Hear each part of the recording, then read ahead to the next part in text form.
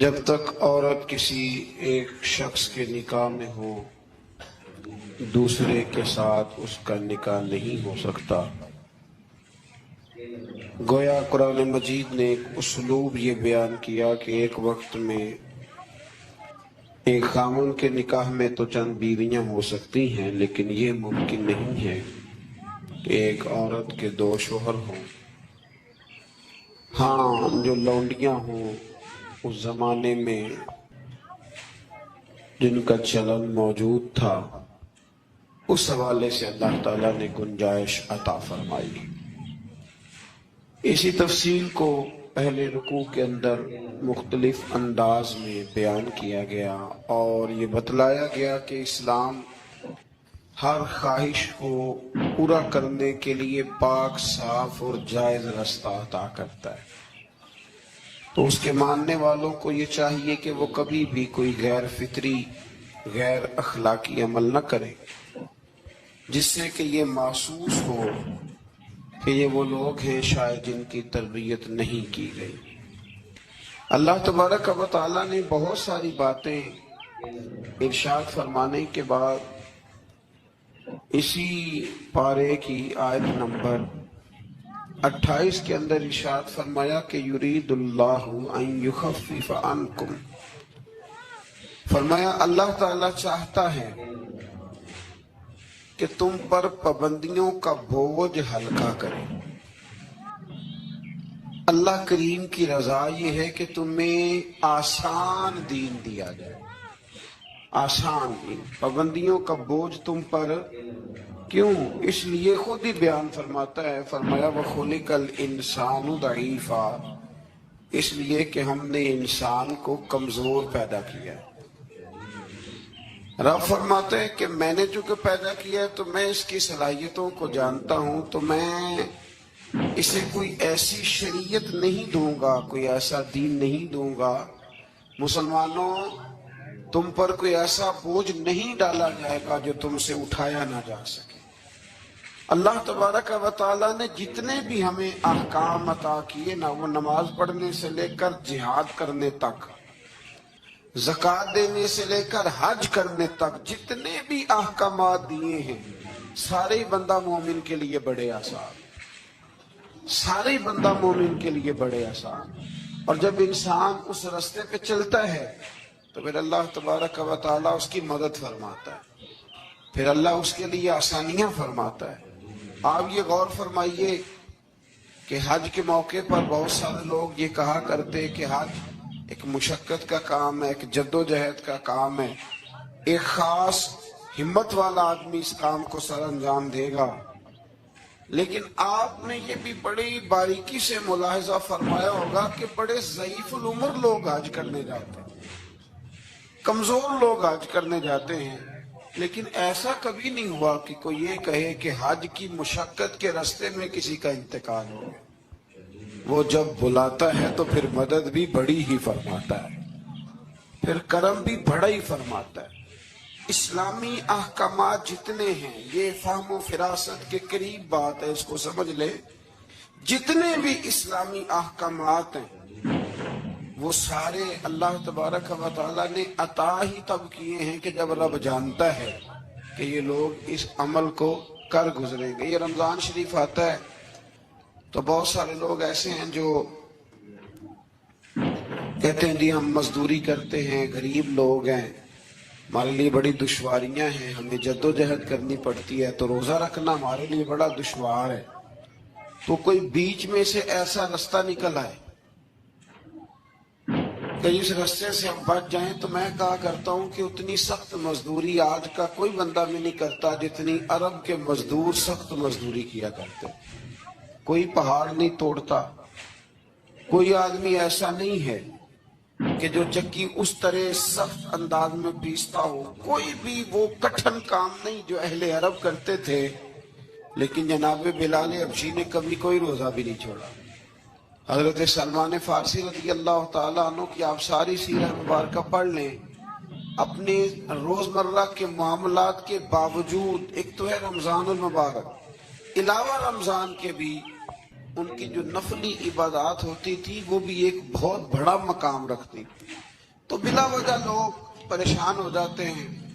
اور ہمارے زمانے میں تو کانوں کو ہاتھ لگا لگا کے لوگ کہتے ہیں کہ او ہو معاذ اللہ جی بڑا مشکل ہے دین پہ عمل کرنا، بڑا مشکل ہے. وجہ صرف اتنی ہے کہ کوشش نہیں کرتے، توجہ نہیں کرتے. جس کو یہ اپنے لیے آسان سمجھ رہے ہوتے ہیں وہ کام ان کے لیے مشکل ہوتا ہے، اور جو چیزیں اللہ نے آسان کر دی ہیں وہ بہرحال آسان ہوتی ہیں. پھر تھوڑا آگے جائیں گے تو اللہ کریم نے اسی بارے میں ارشاد فرمایا کہ ایک دوسرے کا مال ناجائز طریقے سے نہ کھاؤ. ہاں تجارت کرو باہمی رضامندی کے ساتھ، ایک دوسرے کے ساتھ لین دین کرو تو اچھے طریقے سے کرو، ناجائز طریقے سے کسی کا مال نہ کھاؤ. اس کی تفسیر میں ایک حدیث ہے مسند امام احمد بن حنبل میں.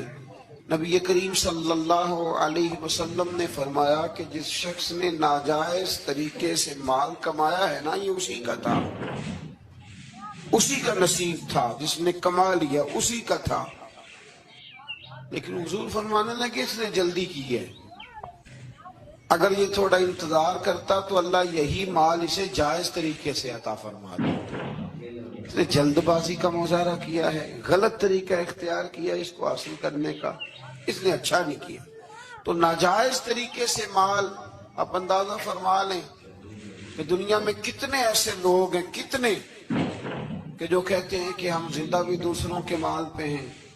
ہمارے پاس جو بنیادی رقم ہے تجارت کرنے کے لیے وہ بھی لوگوں کی ہے. لوگ چاہتے ہیں کہ دوسروں کے مال پر وہ اپنا قد اونچا کریں. اللہ تبارک و تعالیٰ نے اس بات سے سختی کے ساتھ منع فرما دیا. آیت نمبر 31 کے اندر اللہ تبارک و تعالیٰ نے ارشاد فرمایا کہ بڑے گناہوں سے بچنا، کبیرہ گناہوں سے بچنا. جو چھوٹے گناہ ہوں گے وہ تو اللہ اپنے فضل سے معاف فرما دے گا، لیکن تم کبیرہ گناہوں سے بچنا. کبیرہ گناہ کون سے ہیں؟ قتل سے بچنا، بہتان ترازی سے، پاک باز لوگوں پر بہتان لگانا کبیرہ گناہ، کبیرہ گناہ. قتل کبیرہ گناہ ہے، اور بہتان ترازی حدیث صحیح میں موجود ہے. ہمیں بالکل نہیں پتا ہوتا کہ سامنے والے کے معاملات کیا ہیں، لیکن ہم بہتان لگا دیتے ہیں. اور شریعت کے اندر باقاعدہ اس کی حد رکھی گئی ہے، کوڑوں کی سزا رکھی گئی. جب تک آپ کو تحقیق نہ ہو جائے، میرے نبی کریم علیہ الصلوۃ والسلام نے فرمایا کسی شخص کے جھوٹا ہونے کے لیے اتنا ہی کافی ہے کہ سنی سنائی بات آگے بیان کر دیتا ہے یہ جھوٹا ہے. اس کو چاہیے تھا اس کی تحقیق کرتا. اسی طریقے سے یتیم کا مال کھا جانا. پھر رمضان شریف آئے گا تو بڑے سارے لوگ چندہ لینے کے لیے میدانوں میں نکلیں گے. بڑے سارے لوگ یتیموں کا نام لیں گے، بیماروں کا نام لیں گے، کمزوروں کا نام لیں گے، مدارس کا نام لیں گے. اللہ سے ڈرنا چاہیے. اللہ کریم نے جو میرے اور میرے بچوں کے حصے میں رکھا ہے وہ کوئی دوسرا چھین سکتا نہیں. لیکن انداز غلط اختیار کرنا، اس سے انسان کا نقصان ہوتا ہے. کبیرہ گناہوں میں اس کو رکھا گیا. اسی طرح زنا کرنا، میدان جہاد سے بھاگ جانا، والدین کی نافرمانی کرنا، یہ سب کبیرہ گناہ. اور اللہ کریم نے آیہ مقدسہ میں ارشاد فرمایا کہ تم کبیرہ گناہوں سے بچ جانا، صغیرہ اللہ اپنے فضل سے معاف کر دے گا. صغیرہ گناہ کیسے معاف ہوتے ہیں؟ نبی کریم علیہ السلام نے فرمایا تم فرض نماز کے بعد نا 33 بار سبحان اللہ پڑھو، 33 بار الحمدللہ، اور 34 بار اللہ اکبر پڑھو. یا رسول اللہ کیا ملے گا؟ فرمایا تمہارے گناہ اگر سمندر کی جھاگ کے برابر بھی ہوئے تو اللہ اپنے فضل سے معاف فرما دے گا. اور فرمایا نماز تسبیح زندگی میں ایک دفعہ پڑھ لینا، اگر تمہارے گناہ سمندر کی جھاگ کے برابر ہوئے تو اللہ معاف فرما دے. بہت سارے ایسے وظائف، بہت سارے ایسے اعمال، لیکن ان سے صغیرہ گناہ معاف ہوتے ہیں، کبیرہ گناہ ان سے معاف نہیں ہوتے. تھوڑا سا آگے چلیں گے تو اللہ تبارک و تعالیٰ نے حکم دیا ہے کہ اللہ کی عبادت کرو، لیکن فقط عبادت کر کے اپنے آپ کو مطمئن نہ کرو بلکہ اس کے ساتھ حقوق بھی ادا کرو۔ وَاعْبُدُوا اللَّهَ وَلَا تُشْرِكُوا بِهِ شَيْئًا، اللہ کی عبادت کرو اور اس کے ساتھ کسی کو شریک نہ ٹھہراؤ، اور اس سے آگے بھی بڑھو۔ وَبِالْوَالِدَيْنِ احسانا، اپنے والدین کے ساتھ احسان کرو۔ یہاں مفسرین نے بیان کیا کہ یہ نہیں کہا گیا کہ والدین پر احسان کرو، والدین کے ساتھ احسان کرو، ان کے ساتھ اچھا رویہ اختیار کرو۔ حضرت قاضی صاحب رحمۃ اللہ نے یہاں ایک جملہ لکھا ہے، بڑا ہی دل کرتا ہے میرا کہ وہ جملہ کہہ دوں۔ قاضی صاحب فرمایا کرتے کہ نیکی کا بدلہ نیکی، یہ جزا فرماتے ہیں جو احسان ہوتا ہے نا، یہ سامنے والے نے جتنی نیکی کی ہو اس سے بڑھ کر اس کے ساتھ کرنے کو احسان کہتے ہیں۔ تو آپ فرماتے ہیں کہ اگر اماں تیرے لیے ایک رات بیدار رہی ہے تو کوشش کر تو 2 راتیں رہا کر، اور اگر والد نے اپنی زندگی کے 30 سال تجھے دیے ہیں تو 2 دعا کر کہ کم از کم تو 35 سال اللہ تجھے توفیق دے تو ان کی خدمت کرے۔ پھر آگے ارشاد فرمایا کہ وَبِذِي الْقُرْبَى وَالْيَتَامَى وَالْمَسَاكِينِ وَالْجَارِ ذِي الْقُرْبَى وَالْجَارِ الْجُنُبِ وَالصَّاحِبِ بِالْجَنبِ وَابْنِ السَّبِيلِ، فرمایا یہ ایک لسٹ ہے، ان سب کے ساتھ اچھا سلوک کرو، والدین کے ساتھ بھی، قریبی رشتہ داروں کے ساتھ بھی، یتیموں کے ساتھ بھی، مسکینوں کے ساتھ بھی، پڑوسیوں کے ساتھ بھی، اور وہ پڑوسی جو رشتہ دار ہوں اور وہ پڑوسی جو رشتہ دار نہ بھی ہوں، اور وہ جو تمہارے مجلس کے ساتھی ہیں، کلاس فیلو ہیں، دفتر کے ساتھ رہنے والے ہیں، دوست ہیں، کلیگ ہیں، ان کے ساتھ بھی اچھا سلوک کرو، اور مسافروں کے ساتھ بھی اچھا سلوک کرو۔ وَمَا مَلَكَتْ أَيْمَانُكُمْ، اور وہ جو تمہارے قبضے میں ہیں، تمہارے داہنے ہاتھ جن کے مالک ہوئے، یعنی جو تمہارے ملازم ہیں، جو تمہارے غلام ہیں، ان کے ساتھ بھی سلوک۔ اور ہمارا سارا جو غصہ ہے وہ نکلتا ہی ملازموں پہ، سارا غصہ ملازموں پہ نکلتا ہے۔ خدا نہ کرے کوئی ایسا وقت آئے، ورنہ لوگ کیا کرتے ہیں کہ جو غصہ کسی اور کا ہوتا ہے وہ بھی جانے کس عمر میں جائے گی یہ عادت میری، روٹھنا اس سے تو غیروں سے الجھتے پھرنا، یعنی غصہ کسی اور کا اور نکل۔ حضرت صدر الشریعہ رحمۃ اللہ علیہ صاحب بہار شریعت فرمایا کرتے تھے کہ جو ٹیچر ہے نا پڑھاتا ہے، اور جب غصے کی حالت میں ہو تو کلاس میں نہ آیا کرے، ایسا نہ ہو کہ بیگم صاحبہ کا غصہ بھی بچوں پہ نکال کے چلا ہے، وہ کلاس میں نہ آئے، وہ جب اپنے مزاج کو معتدل پائے تو پھر وہ کلاس میں آئے۔ اللہ تبارک و تعالیٰ نے اس آیت میں وہ سارا چارٹر دیا، وہ لسٹ دی، یہ وہ سارے لوگ ہیں جن کے ساتھ تم نے اچھا سلوک کرنا ہے۔ آخر میں فرمایا ان اللہ لا يحب من کان مختالا فخورا، فرمایا اللہ تعالیٰ پسند نہیں کرتا اس شخص کو جو مغرور بھی ہو، فخر کرنے والا بھی ہو، متکبر ہو، ایسے لوگوں کو اللہ مختالا فخورا، اللہ اس آدمی کو جو متکبر ہے، جو اتراتا ہے، اس کو اللہ پسند نہیں کرتا۔ تو پیچھے حقوق کا بیان تھا، تو آخر میں فرمایا کہ تکبر کرنے والے اللہ کو پسند، اس کا مطلب ہے حقوق وہ بندہ عطا نہیں کرتا جو متکبر ہوتا ہے، جس میں عاجزی ہوتی ہے نا، وہ ماں باپ کے حق میں بھی اچھا ہوتا ہے، وہ رشتہ داروں کے حق میں بھی، مسکینوں کے حق میں بھی، کلاس فیلوں کے حق میں بھی، یہ اللہ کریم نے بیان کر دیا۔ فرمایا جو متکبر ہوتا ہے وہ کسی کے حق میں بھی اچھا نہیں ہے۔ آخر میں تکبر کا ذکر کرنے کا معنی یہ ہے کہ وہ بندہ اگر عاجزی والا ہو تو پھر وہ سارے حقوق صحیح طور پر ادا کر لے گا۔ تھوڑا سا آگے بڑھ کے اسی پارے میں اللہ تبارک و تعالیٰ نے بخل کی، کنجوسی کی مذمت فرمائی۔ فرمایا کچھ لوگ ایسے ہیں جو بخل کرتے ہیں اور دوسروں کو بھی بخل کرنے کا حکم دیتے ہیں، اور جو اللہ نے انہیں اپنے فضل سے دیا اس کو چھپاتے ہیں۔ یہ آیت نمبر 37 ہے۔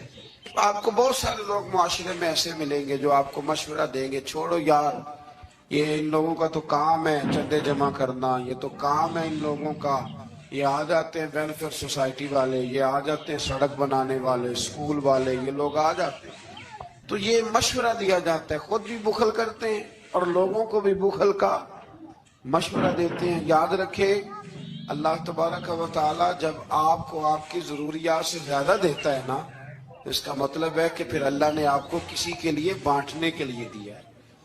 جب اللہ تبارک و تعالی نے دیا ہے تو پھر اللہ کے دیے سے اس کی راہ میں خرچ کرنا یہ انسان کو نفع دیتا ہے، یہ اس کا فائدہ کرتا ہے۔ میرے نبی پاک علیہ السلام نے فرمایا جب صبح ہوتی ہے نا، دو فرشتے زمین پر اترتے ہیں۔ ایک فرشتہ یہ کہتا ہے کہ اے اللہ سخی کو زیادہ عطا فرما، اور دوسرا کہتا ہے اللہ جو بخیل ہے نا، کنجوس ہے، ہونے کے باوجود خرچ نہیں کرتا، اللہ اسے روک لے، اسے عطا نہ فرما۔ دونوں فرشتے یہ کہتے ہیں، اور حضور فرمانے لگے جو سخی ہے وہ اللہ کے بھی قریب ہے، لوگوں کے بھی قریب ہے، اور جنت کے بھی قریب ہے، اور جو کنجوس ہے وہ بندوں سے بھی دور ہے، معاذ اللہ اللہ سے بھی دور ہے، اور جنت سے بھی دور ہے۔ تو کوشش کریں جو اللہ نے دیا ہے اس میں سے اللہ کے راستے میں خرچ کیا جائے۔ انہی آیات مقدسہ میں پھر امانتیں ادا کرنے کا بھی حکم ہے۔ آگے چل کے پھر وَلَوْ أَنَّهُمْ إِذْ ظَلَمُوا أَنفُسَهُمْ جَاءُوكَ، محبوب جب یہ اپنی جانوں پہ ظلم کریں تو آپ کی بارگاہ میں حاضر ہو جائیں۔ ظلم سے مراد جب گناہ کر بیٹھے پھر کیا کریں؟ فَاسْتَغْفَرُوا اللَّهَ، اللہ سے معافی مانگیں، وَاسْتَغْفَرَ لَهُمُ الرَّسُولُ، اور رسول بھی ان کی سفارش کر دیں، لَوَجَدُوا اللَّهَ تَوَّابًا رَحِيمًا، تو یہ ضرور اللہ کو توبہ قبول کرنے والا اور رحم کرنے والا پائیں گے۔ تو یہ کون فرما رہا ہے؟ اللہ کریم، کہ جو اپنی جان پہ ظلم کرو تو میرے محبوب کے دروازے پہ آ جاؤ، مجرم ہو تو منہ اشکوں سے دھوتے ہوئے آؤ، آؤ در تواب پہ روتے ہوئے آؤ۔ قرآن میں موجود ہے توبہ کا طریقہ، سرکار کی دہلیز سے ہوتے ہوئے آؤ۔ اب کچھ لوگ یہاں اپنی مرضی کی تشریح بھی کرتے ہیں، کچھ لوگوں کا مزاج بن جاتا ہے، وہ کہتے ہیں جی پہلے تو کہنے لگے کہ اس آیہ مبارکہ کے مفاہیم ہی کچھ اور ہیں، پھر جب امت نے زیادہ بیان کیا تو کہنے لگے یہ حضور کی حیات ظاہرہ تک تھی۔ تو میں نے کہا یہ کہاں لکھا ہوا ہے؟ قرآن مجید میں کہاں لکھا ہوا ہے؟ اللہ پاک نے تو مطلق کہہ دیا کہ جب بھی ظلم کرو تو میرے محبوب کی بارگاہ میں چاہیے تھا نا کہ جو تشریح تم کر رہے ہو۔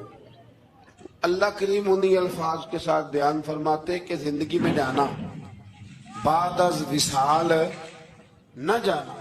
تو جب اللہ کریم نے اس حکم کو مطلق رکھا، مسند امام احمد بن حنبل میں حدیث ہے، خلیفہ عبد الملک بن مروان کہتا ہے کہ میں رات کے وقت نہ نبی کریم علیہ السلام کے روضہ اطہر کی طرف نکلا تو میں نے ایک شخص کو نا حضور کی قبر انور پر لیٹے ہوئے دیکھا، اور کس طرح لیٹے تھے کہ اپنے رخسار نبی پاک علیہ السلام کی قبر کے ساتھ وہ رگڑ رہے تھے۔ تو کہتے میں نے ان کو ٹھوکر ماری، میں نے کہا تمہیں پتہ ہے تم کیا کر رہے ہو؟ کہتے جب انہوں نے چہرہ اٹھایا تو میں حیران ہی ہو گیا کہ وہ عام آدمی نہیں، وہ تو حضرت ابو ایوب انصاری ہے، اور کہنے لگے مجھے پتہ ہے میں کیا کر رہا ہوں، میں کسی بت اور پتھر کے پاس نہیں آیا، میں اپنے رسول کے پاس حاضر ہوا۔ حضرت ابو ایوب انصاری، یہ انداز دیا ہے ہمیں صحابہ نے۔ حضرت مولا کائنات شیر خدا علی المرتضی رضی اللہ تعالیٰ عنہ فرماتے حضور کے وصال کو تیسرا دن تھا، بڑی تکلیف تھی، بڑا غم تھا، دکھ ابھی تازہ تھا۔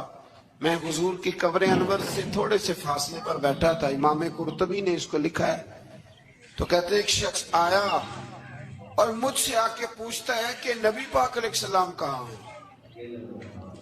کہتے چونکہ زخم تازہ تھا، 3 دن گزرے تھے، تو میں رو پڑا۔ میں نے کہا وہ جو سامنے مزار پر انوار ہے نا قبر اطہر، وہ میرے نبی پاک کی ہے۔ تو کہتے ہیں وہ حضور کی بارگاہ میں آیا، اس نے مٹی اٹھا کے اپنے سر پہ ڈالی، عرض کرنے لگا یا رسول اللہ صلی اللہ علیہ وسلم، رب فرماتا ہے ظلم کر لو تو میرے محبوب کی بارگاہ میں آؤ، تو میں تو آ گیا ہوں، مجھ سے غلطی ہو گئی، بھول گیا تو حضور میں آ گیا ہوں، تو آپ نے پردہ کر لیا، میں کدھر جاؤں؟ حضرت علی فرماتے ہیں وہ اس درد سے رویا کہ میں بھی رو پڑا۔ آپ فرماتے ہیں مجھے اللہ کی عزت کی قسم، میں نے اپنے کانوں سے سنا حضور کی قبر انور کے اندر سے آواز آئی، او اعرابی چلا جا، اللہ نے تیرے سارے گناہ معاف فرما دیے۔ مجرم ہو تو منہ اشکوں سے دھوتے ہوئے آؤ، آؤ در تواب پہ روتے ہوئے آؤ۔ قرآن میں مذکور ہے توبہ کا طریقہ، پر سرکار کی دہلیز سے ہوتے ہوئے آؤ۔ اور پھر بالکل متصل اس سے آگے فرمایا فلا وربک لا یؤمنون حتی یحکموک فیما شجر بینہم۔ کیا انداز ہے! اور اس انداز کی یہ قرآن مجید میں شاید انفرادی آیت ہو۔ فرمایا محبوب مجھے تیرے رب کی قسم، عجیب انداز ہے نا قسم اٹھانے کا، اے محبوب مجھے تیرے رب کی قسم، یہ انوکھا انداز ہے قرآن مجید کا۔ فرمایا محبوب مجھے تیرے رب کی قسم، یہ لوگ اتنی دیر تک مومن نہیں ہو سکتے جب تک اپنی ہر بات میں تیرا فیصلہ قبول نہیں کر لیں۔ بڑا معروف واقعہ ہے لیکن یہاں اس کا ذکر کرنا بھی بڑا ہی ضروری ہے۔ ایمان اور عقیدے کے لحاظ سے وہ اتنا زرخیز واقعہ ہے، اتنی خوبصورت ٹھنڈک ہے کہ جو دل کو، آنکھوں کو، کلیجے کو سکون دیتا ہے۔ ایک منافق کا اور ایک یہودی کا جھگڑا ہو گیا۔ وہ جو منافق تھا نا وہ کلمہ پڑھتا تھا، منافق کہتے ہیں اس کو ہیں جو اپنی زبان سے کلمہ پڑھے اور اندر اس نے نفاق چھپایا ہو، دونوں کا جھگڑا ہو گیا۔ نبی کریم علیہ السلام کی بارگاہ میں حاضر ہوئے تو حضور نے فیصلہ یہودی کے حق میں دیا، کلمہ گو کے حق میں نہیں دیا، اس منافق کے حق میں۔ وہ نا کہنے لگا جی میں تو فیصلہ حضرت عمر سے کراؤں گا۔ وہ حضرت عمر فاروق کے پاس گئے اور جا کر کے کہا کہ یہ ہمارا معاملہ ہے تو فیصلہ کر دے۔ جناب عمر بات سننے ہی لگے تھے کہ وہ یہودی بولا، کہنے لگا عمر ایک بات کا لحاظ کر لینا کہ نبی کریم کی بارگاہ میں یہ بات پہلے سے طے ہو چکی ہے اور حضور نے میرے حق میں فیصلہ دے دیا ہے، پر یہ کلمہ پڑھ کے کہتا ہے کہ میں نے عمر سے فیصلہ کرانا ہے، میں معاذ اللہ حضور کے فیصلے کو نہیں مانتا۔ جناب عمر فرمانے لگے بیٹھو پھر میں ابھی آیا۔ حضرت عمر اندر تشریف لے گئے اور تلوار لائے، اور تلوار اٹھاتے ہی اس منافق کی گردن اتار دی۔ فرمایا جو میرے نبی کا فیصلہ نہ مانے، عمر کی تلوار اس کا فیصلہ کر دیا کرتی۔ شور ہو گیا جیسے آج لوگ شور کرتے ہیں، کلمہ گو کو ایسے کہہ دیا، کلمہ گو کو یہ، وہاں بھی شور ہو گیا کہ کلمہ گو مار دیا جی عمر نے، کلمہ پڑھنے والا مار دیا، کلمہ پڑھنے والا مار دیا، مسلمان مار دیا، وہ تو کلمہ پڑھتا تھا۔ جب بہت شور ہوا تو اللہ تعالیٰ نے قرآن مجید کی یہ آیت نازل فرمائی۔ فرمایا محبوب کون سا کلمہ اور کون سا اس کا ایمان؟ ایمان تو تب مکمل ہوگا جب تیرے فیصلے قبول کرے گا۔ کلمہ پڑھنے سے تھوڑی ایمان مکمل ہوگا جب تک تیرا فیصلہ ہی قبول نہیں کرتے۔ تو جس کا رب ہی ایمان قبول نہ کرے، لوگوں کو کیا ضرورت ہے شور کرنے کی کہ بڑا ایمان والا ہے؟ اللہ ہی جس کا ایمان قبول نہ کرے۔ تو میرے عزیز دوستو، اللہ تبارک و تعالیٰ نے آگے چل کے پھر اس گروہ کا ذکر بھی اسی سورہ مبارکہ میں اور اسی پارے میں بیان فرمایا، جس گروہ کے رستے پر چلنے کی ہم ہر نماز میں دعا مانگتے ہیں، انعم اللہ علیہم من النبیین والصدیقین والشہداء والصالحین۔ فرمایا وہ جو تم ہر نماز میں کہتے ہو نا صراط الذین انعمت علیہم، تو انعام یافتہ لوگ اس سورہ مبارکہ نے آیت نمبر 69 میں بیان کیے۔ فرمایا وہ انبیاء ہیں، صدیقین ہیں، شہداء ہیں، صالحین ہیں۔ اور انداز دیکھیے کتنا شاندار ہے قرآن کا۔ فرمایا وَحَسُنَ أُولَئِكَ رَفِيقًا، فرمایا یہ کتنے اچھے ساتھی ہیں، وَحَسُنَ کتنے حسین دوست ہیں، ان سے دوستی کرو، ان سے دوستی، یہ بڑے حسین لوگ ہیں، بڑے حسین انبیاء، صدیقین، شہداء اور صالحین۔ تو اللہ تبارک و تعالیٰ نے پھر طاغوت کے رستے پر چلنے سے منع فرمایا اور اپنے رستے پر چلنے کا حکم دیا۔ ایک آیہ کریمہ اور پڑھتا ہوں اور بات کو سمیٹتے ہیں۔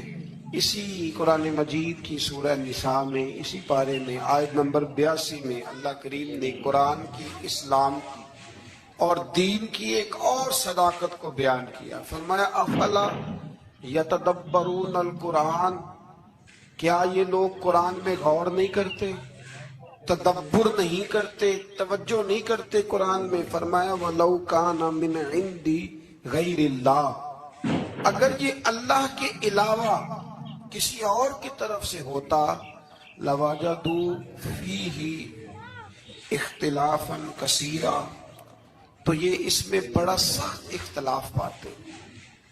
یہ اس میں پاتے کہ بہت ساری جگہوں پہ متضاد باتیں ہیں، کہیں کچھ کہا جا رہا ہے اور کہیں کچھ کہا جا رہا ہے. قرآن مجید ایک دم نہیں آیا. جو کتاب ایک دم لکھی جاتی ہے نا اس میں اختلاف نہیں ہوتا. 23 سالوں میں آیا ہے. لیکن جو بات پہلے دن بیان ہو رہی تھی غار حرا میں، آخری دن حجت الوداع میں بھی وہی بات بیان ہو رہی ہے. تو سمجھ لیں کہ جب 23 سالوں کے اندر ایک جملے کا، ایک فکرے کا تضاد قرآن میں نہیں آیا تو پھر یہ کسی غیر کا کلام نہیں، یہ اللہ ہی کا کلام ہے. تو قرآن مجید میں الحمد سے لے کر والناس تک کسی بات میں کوئی تضاد نہیں. آج بھی کئی کتابیں بڑے بڑے زبردست لوگ لکھتے ہیں، بڑے بڑے اچھے ادیب لکھتے ہیں، بڑے بہترین صاف ستھرے قلم والے لوگ جن کو شستہ لکھنا آتا ہے، صاف ستھرا لکھتے ہیں شعر و شاعری سے، ان کا اچھا شغف ہوتا ہے. لیکن ان کے نظریے کی کئی دفعہ سمجھ نہیں آتی. پہلے صفحے پہ کچھ اور کہہ رہے ہوتے ہیں، بیچ میں جا کے وہ لفظوں کا ہیر پھیر تو ٹھیک ہوتا ہے لیکن جملوں کی کوئی ترتیب نہیں ہوتی. بڑے بڑے عمدہ لوگ آپ کو ملیں گے کہ ان کی باتوں میں تضاد ہوتا ہے. گفتگو کے اندر بہت ساری چیزیں آپ کو ایسی مل جاتی ہیں کیونکہ کمزور ہے نا، انسان ہے، انسان کبھی کچھ کہتا ہے اور کبھی کچھ کہتا ہے. اس لیے انسان کی اور رب کریم کی تخلیق اور گفتگو میں بڑا فرق ہے. حضرت حکیم الامت مفتی احمد یار خان صاحب نعیمی رحمۃ اللہ علیہ نے یہاں ایک بات بڑی شاندار بیان فرمائی. آپ فرماتے ہیں کہ انسان نے ٹرین تو بنا لی ہے پر کوئی انسان چیونٹی نہیں بنا سکا.